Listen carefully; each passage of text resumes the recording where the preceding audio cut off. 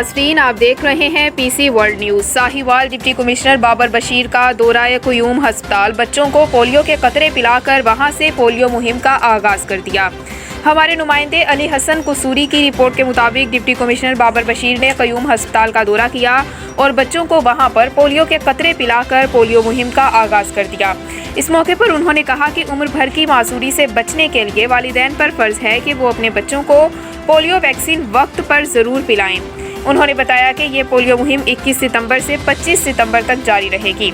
इस मौके पर उन्होंने मज़ीद कहा कि तमाम महकमों को चाहिए वो अवाम में वैक्सीन के मुतालिक मौसर आगाही मुहिम को चलाएं।